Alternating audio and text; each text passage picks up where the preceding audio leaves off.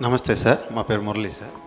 Sir ఇప్పుడు అంటే 2019 నుండి జగన్ ప్రభుత్వ ఉద్యోగాలు తీస్తాడని చాలా ఆశలతో ఉన్నాం సార్. అది కాస్త ఇప్పుడు మాకు 29 సంవత్సరాలు అప్పటికి 2019 అయ్యేసరికి ఇప్పుడు మాకు 33 సంవత్సరాలు 34 సంవత్సరాలు అయిపోయాయి సార్. మరి నెక్స్ట్ మీ ప్రభుత్వం వస్తే మాకేమైనా ఉద్యోగాలు అంటే అదే ఏజ్ తగ్గించేసి ఉద్యోగాలు కల్పించే అవకాశం ఉందా? మీ ప్రభుత్వం వస్తే అది మాకేమైనా అలాంటి అవకాశాలు కల్పిస్తారా ఈ ఏజ్ అయిపోయే వాళ్ళందరికీ? అంటే ఏజ్ అన్ని ఉద్యోగాలకు అయిపోలేదు కదా.